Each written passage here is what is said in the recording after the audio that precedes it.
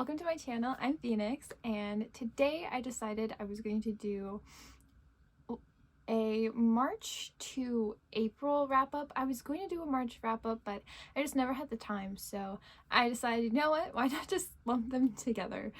I have quite a few physical books, but a lot of these were read as ebooks or audiobooks as well, so we'll kind of go through and I'll tell you if I have any reviews for the audiobooks as well, because I find it really hard to find interesting audiobooks that aren't just read like monotone. I find those very boring. So if I have any really good audiobooks, I will let you guys know. So let's get started. We're gonna start with March, of course. So the first book I read in March was actually an ebook, and it was Our Preseason by S.C. Kate. And I saw like she did a promo of this on TikTok, and so I was like, oh, that sounds kind of cute. I gave this a 1.5 star. It's a sport romance. It's like, say, hockey romance, and so the guy plays hockey and she is a figure skater, though it's not really the most integral part of her storyline. Really, his career is the most integral part of the storyline. And this just was not a romance for me. The man is he's awful. Like, he's an awful partner. He is just, I don't understand why she likes him. I don't understand why he acts like this. It has awful representation of like PTSD, anxiety, like just awful descriptions of it. Like, it's just not someone who has anxiety. It just wasn't right, and then the way that they handled that anxiety was just very off-putting, and I just really didn't enjoy this book. So yeah, if you love hockey romances and aren't bothered by stupid men, then this might be the book for you. If you hate mental illness being portrayed wrong and handled badly, then I would personally skip out on this book. Or if you just don't like men, this is it's very like, he doesn't know what consent is. He really doesn't. And if that bothers you, I would just not even touch this book. I would not recommend it. But if you can overlook any of that, you know, this could be the book for you. I know a lot of people love this book. I just personally did not. The second book I read this month was an audiobook. Audible has a free audiobook that's like all of the like Sherlock Holmes, like the entire collection, and so I was reading excerpts from that. So I read a lot of these excerpts, but the only like major story I read was The Sign of 4, and I gave this a 4. I thought it was interesting. I thought, you know, it was a solid 4. It was like interesting. It kept me kind of entertained while I was working and stuff. So it's read by Stephen Fry, and his voice, I feel like, I don't know if he narrates his own books. I'm not sure. I meant to look and I don't think I ever did. But he reminds me of like, this is gonna sound so, but like, just like a grandpa like telling you a story. Like, he's like boring, but he's not boring. It's just like, I don't know, I just really like his voice. I really like the way he reads. So if you like Stephen Fry, I've never consumed anything that he's written, but I want to. He's written a lot of Greek mythology things, and that is my area. But yeah, I haven't picked up any of his books yet, but he does read the collection that I was listening to. The next 2 books that I read in succession, which were Spy Family 2 and 3 here, though I didn't read all of 2 because I did watch the anime, so it was kind of like I was catching up from where I left off on the anime to getting back into the mangas because I prefer manga. Okay, so my phone cut off, you know, love that, when I was talking about these 2. So yeah, I watched some of the anime and then decided I preferred the mangas. So honestly, I just put these on my list because I know I read parts of both of them. But this series so far has been a really solid 5-star series for me. It's been really good and I really enjoy it. Basically, if you don't know what Spy Family is, basically there's a spy who needs to have a family for one of his missions, and so he adopts Anya, and then he also has to get a wife, and so she also comes into the picture, and they have to like pretend to be a family, and it's really cute. It's very endearing and definitely a good read. I also personally feel like if you haven't gotten into manga yet, this is like a really great starter because it's very funny. So it's just a good vibe. So if you like want to get into manga, this is a series I would definitely recommend. The next book I read was Legends and Lattes. This was a solid 4.5 star for me. If you don't know what this book is about, it is like the cozy fantasy book, which is why I picked it up. And it follows Viv. Is her name Viv? Because there's Viv, yeah, Viv, and then there's Vin. 3 letters start with VI. It follows Viv, who is an orc who basically gives up like mercenary work. I think she was a mercenary, bounty hunter. I don't know if those are different, but and she ends up opening a coffee shop. Very cozy. It's very like lighthearted. There's no high stakes. If you're into slice of life and fantasy, this is definitely the book for you. But if you don't like slice of life, it literally follows her as she creates a coffee shop. Like, it's not the most like attention grabbing. It's just like something that's really nice to read. So maybe if you're really stressed out or something, it's a really good book to pick up because it's just no more stress. You're just chilling.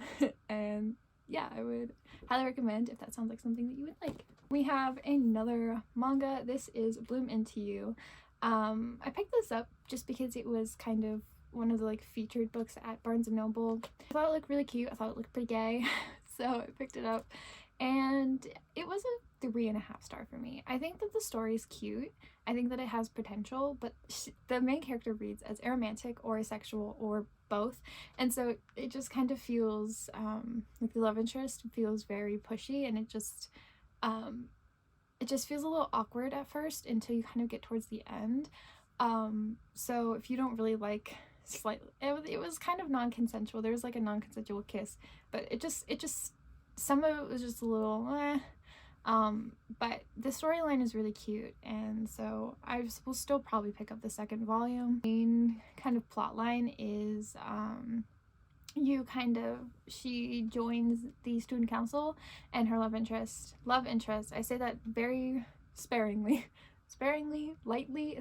I don't know if she's really the love interest, but we're just gonna go. And so Nanami, the love interest, is running for student council president, and you has to help her with her campaign, and that's kind of like their thing, and it kind of follows them in their very weird friendship. And Nanami, she's a bit pushy, so if you don't like things like that, I would not suggest this book. But if you can kind of overlook that, or it doesn't bother you for a cute little plot, then this is a book for you. Last book I read in March was Little Women, which is an audiobook that I finished because I think I started it in September of last year, and I'm just finishing it now. September, October. I just finished it in March because I kind of set it down to listen to others and picked it back up. This audiobook is an Audible original, and it was dramatized. Basically, like, it kind of feels like you're listening to a movie. Like, they have like, if there's a carriage going by, they have like horseshoes and you can hear the wheels. If they're playing music, there's like a piano playing and stuff, and so it's very cool. It was a very different audiobook style than I was like used to, and so I don't know, it was very cool. And they kind of act it out instead of really like if there's a conversation, there's no like he said, she said. It's all like different people talking, which can be confusing, but once you get like this is whose voice this is, it's not confusing at all. And this is about like every classic I read. It's very much so a product of its time, which is interesting because Lou Alcott, the author, was very much so trans, and so this book is always interesting to look in through like the eyeglass of someone who is like told to be a woman and make feminine books because apparently that was what was going to sell, and to kind of see the different kinds of womanhood through the four sisters, and it was just an interesting book as someone who grew up a woman but didn't really doesn't really connect with that idea. And so I don't know, it was interesting, but there were some parts that were kind of like, like when they get into religion, and there's like a lot of interesting religion talk, and there's a lot of like wife husband kind of ideals, and there's just some things that are very outdated. But looking through it through a glass of like, this is outdated, it's a classic, you'll get through it. So it kind of, if you enjoy classics, and if you enjoy kind of books that are like coming of age, people kind of growing up, learning life lessons, then this is definitely the book for you. All right, let's get into April, because I read 11 books in April, and that is the most I've read in a month this year, and it's also more than half of the books I've read this year were read in April. I'm going to start with Dracula. I read this as an audiobook. The thing about Dracula is I knew it would be boring. Like, I knew that I would need an audiobook to get through it, because sometimes when they drag, you just don't want to read it physically. The audio performance was pretty good. I felt like the voices kind of fit all of the characters, and there were different people for every different section. But God, this book is really just not for me. I rated it 3 stars. Like, I didn't hate it. I think it's very interesting, but it's a shame because the only point of view that I found the most interesting was the one that we started with, and then we didn't really get much of him again. Jonathan was my favorite point of view. I feel like obviously he met Dracula, so like he's gonna have the most like interesting point of view, and I found that his, at the beginning, I wanted to keep reading all of his diary entries. Like, they were so good, and it was so interesting the way he writes and the way he talks, and like the way he describes all of his experiences is very interesting. But then the book kind of falls flat when in the middle, and like all the way until like maybe the last like few scenes, because like nothing, it's like things are happening, but it also nothing is happening, and the way that they describe things, it just takes forever to get to the point. And you know, maybe that's because there's so many point of views, and there's so many different things happening, and they all of course relate to Dracula and what he's doing, and so all these plot lines converge and they meet. But at first it's just very annoying to have different point of views of like all these things that are just, it's kind of like, what is happening? Obviously something weird is happening, but none of this is interesting. I don't know, I think that kind of threw me off. It's just having so many point of views, and then none of them being as interesting as Jonathan's. So unfortunate. Let's go into happy thoughts, because I read, holy fuck, the first 3 volumes of Heartstopper this month. I had a bad month, okay? And you know what's better than starting a new book when you're having a bad time? Rereading your comfort series, and I did. Boy did I. But yeah, these were just rereads for me. I love this series. The series is so good. If you haven't read it, I highly recommend it. It's a graphic novel series following Nick and Charlie. Here, I'm gonna put these down because look, following Nick and Charlie through kind of not really growing up, but through the relationships and school, and it doesn't just focus on them, like it also has their friend group, but it's mainly about them. And it's very cute, it's very wholesome, it's like very lighthearted, an easy read. So if you have heard about this series and you haven't checked it out yet, I would highly recommend. It's very gay.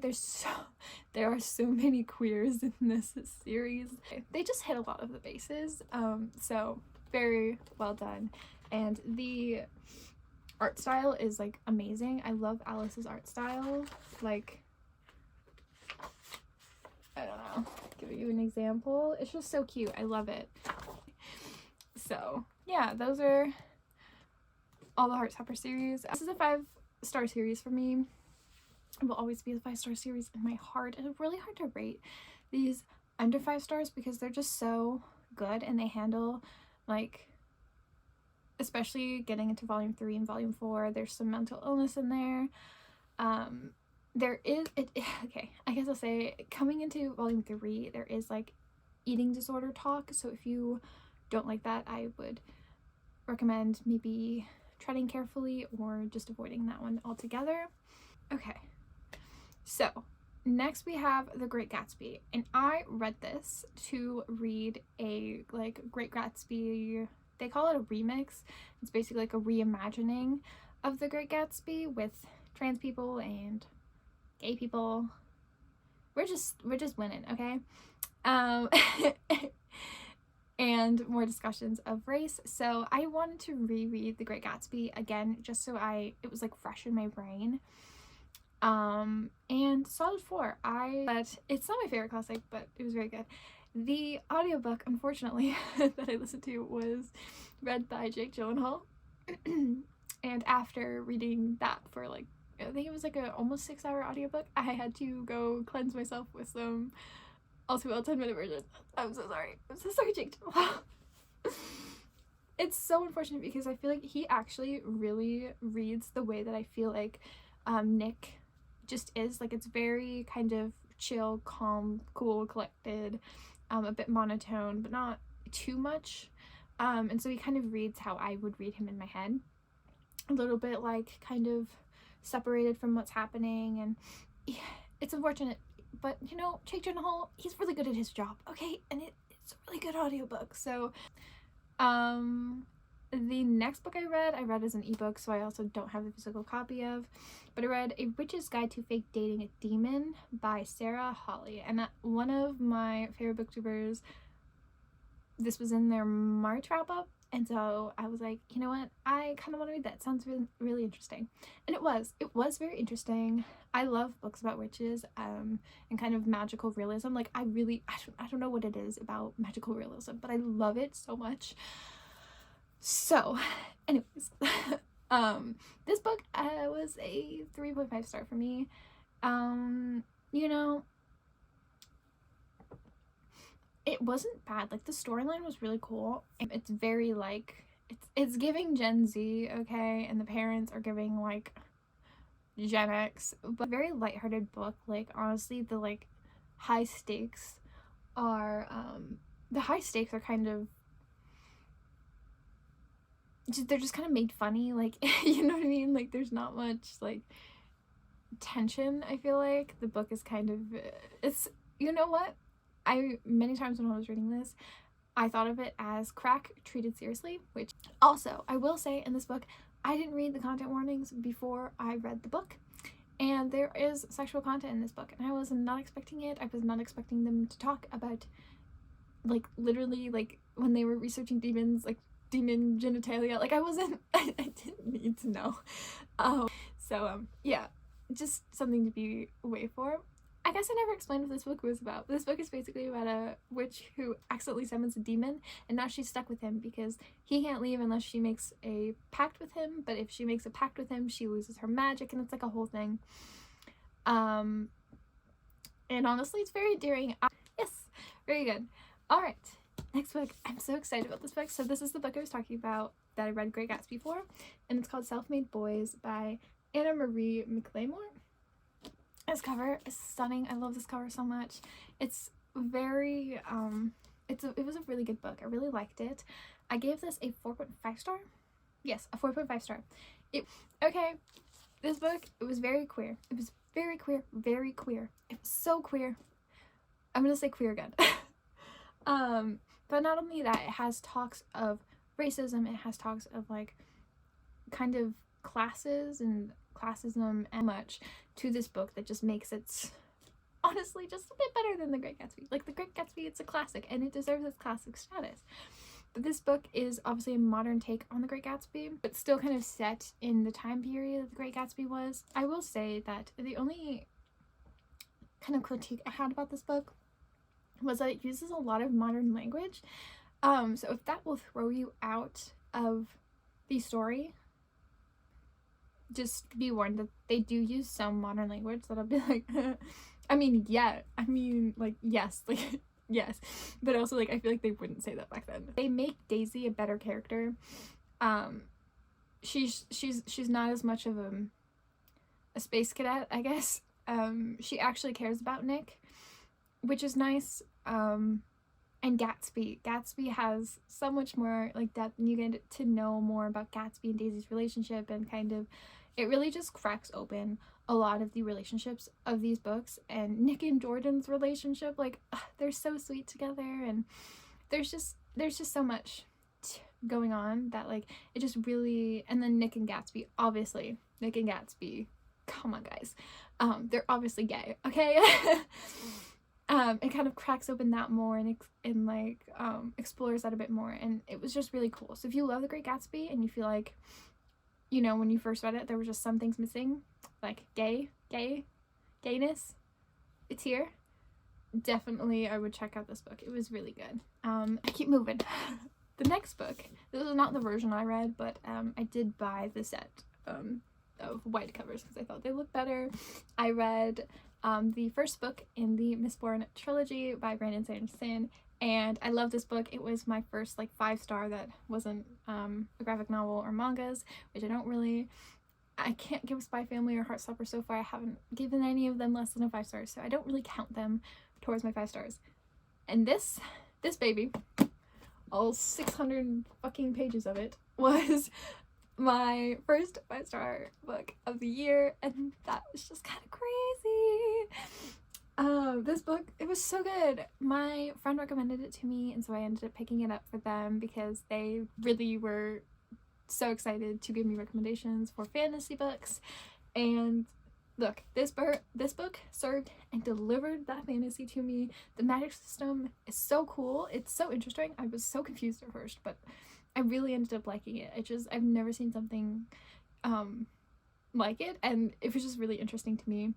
The characters are amazing. Like, they're just so good. I loved every single one of them. Like, all of them.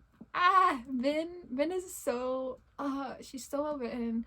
And she's like, there's just so much I could say about this book. I don't know what to say because but I will have a reading vlog of this with this book, of me reading it, coming out at some point. I guess I've heard a lot of people say the Mistborn trilogy is a really good starter to Brandon Sanderson books, and if this is how good his books are, then I can definitely see why people like them. So I didn't really explain what it's about, but basically they kind of have like the nobles and then the ska, and the ska are obviously like they're slaves, and they're treated as lesser, and there's a rebellion, and they're trying to overthrow the Lord Ruler, who is like their god, and like the king, I guess, I'm gonna explain it like that. So, and he kind of obviously rules over all of them. So yeah, and there's magic, and I don't know how to explain it. I feel like I can't do it justice. Yeah, okay. The next book that I read literally last week was Elatsoe, and this book was so good. This was my second 5-star. I read 2 5 stars back to back. What are the odds of that? Because I don't give 5 stars out enough. But this book, yeah, it was absolutely, I just loved it so much. Elatsoe is basically, she has, and her family kind of follows down the generation, but they have the ability to raise the dead, and so, but only animals, they only like to raise the dead animals. So as you can see from the cover, and Elatsoe has a little sidekick. His name is Kirby, and he's so cute, and I love him, and he's a ghost dog, and it's just so cute. And this book, it handles so much in so little time. Like, it has kind of discreet discussions of racism. Elatsoe is indigenous, but it touches on, you know, racism and colonization, and, you know, the killings of the indigenous people. And the story also has like stories from the author. I don't know, I feel like I read somewhere that they were from the author's tribe or ancestors, kind of, I'm not sure, but they're Elatsoe's in the story, like her ancestors and stories about like her ancestors and stuff, which is really cool. And I really liked that aspect of kind of getting like, this is why this is important, or this is why I can do this, or this is like how this works, or it was very cool. There's other magic things as well, not just like them raising the ghosts. There's also vampires, there's fae, and like other things. It's very fantasy. There's a lot of fantasy elements, but in a more modern take and in a not traditional way, which is really cool. Like the vampires are not Dracula, for example. They're not kind of the classic vampire, and they're not really like the more modern vampire. They're like even more different, and I don't know, it was just really cool. It's very intriguing. This book is so like, the art throughout chapters, like this book is amazing, and this is also going to be in the vlog, so if you want to hear more of my thoughts about it, it will definitely be in there. But it's just, it was very good. It was 5-star. I loved it. I would definitely recommend this, like truly. It's only like 300 pages. It's a super simple read. I read this in like 2 days. It was so good. I couldn't stop reading it, so would definitely recommend that as well. Okay, continuing on. Oops, my finger slipped and I read another Alice Oseman book, and I listened to this on audio. I was born for this. I was looking for Solitaire at first, but it didn't come out until today. So I will be reading Solitaire this month, because I was waiting for that, because the actress for Tori reads this audiobook. So I was very excited about that, but I didn't see that it wasn't coming out until May. So I picked up I Was Born for This, which is a story. It's really interesting actually, about kind of a band and then like a fan of the band. You have alternating point of views between the fan and the band. The band like is called the Ark, and then you have Angel, which isn't her name, but I cannot remember because she calls herself Angel like the whole book. Ferishte? Something like that. But it was really cool. It had a lot of interesting commentary about fandom culture, and like especially when it comes to like musicians and bands and stuff. It had a lot of talk, which I feel like has been done before, but of, you know, celebrities and kind of how they feel towards their bands, and like that feeling of like always being watched, not being able to do a lot of things. Like it has that as well. It's also interesting to kind of see like the fan perspective. You get like the fan perspective of an event that happened, and then like you'll have one of the band members like reflecting on that. It follows Jimmy the whole time. It's not like multiple band members, it's just Jimmy, but it's just really interesting, and kind of the way that the stories slowly like intertwine is like really cool. And I would definitely recommend it. It was a pretty chill book. It was a 4-star for me. There are some things like the way that Angel talks as a fan, it gets a little bit kind of like and she's very complainy at the beginning of the books. Like she kind of just complains a lot, and so that was a little annoying. The way that the band kind of talks about their fans is a little like ugh. But overall, Alice's books have always been super easy to read, so it's a very simple book. There's no flourishes, there's no nothing. It's very well, like if something's happening, someone explains what's happening and why it's happening, and so you're never feeling lost, and you never really have to assume things, which makes it super easy to read. So if you like to read like books like that, then I would definitely recommend any of Alice's books, really. And the last book I read this month, literally started and finished this on the 30th, so this is literally the last book. Rascal Does Not Dream of Bunny Girl, Senpai. This book was a 3 for me. My dad wanted me to read this because it's his favorite anime, and I will say I can understand why a lot of people love this. It has a really great plotline. It's so interesting, and the way that they like center problem. She's basically like disappearing from not existence, but like from everyone else's like conscious. Like people are forgetting her, or like she kind of turns invisible to them, to like some people but not others. Like it's a whole thing, and it's very interesting. Like it's so interesting. But there were a lot of weird sexual comments and a lot of really weird point of views, like from like the like image. I don't know how to describe it. Like there was like a lot of, never for the men, but always the women are very sexualized in this book. Like there's a lot of weird like skirt kind of looking through their legs shots, and it's really weird. It doesn't make any sense. All the women are very sexualized. So if you can overlook that for a good plot, absolutely this book is for you. But if you cannot, do not touch this book. Don't touch this manga. You won't like it. So yeah, heading off on a good note this month.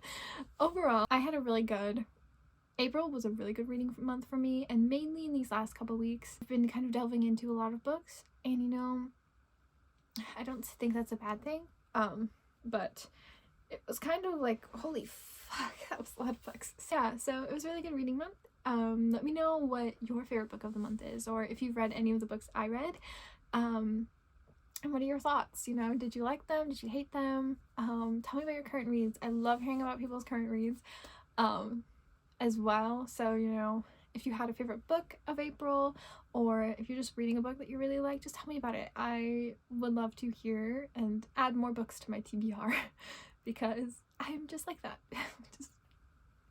Yeah, so that was all. Thank you guys so much for watching this video. I hope you enjoyed, and I'll see you next time. Bye!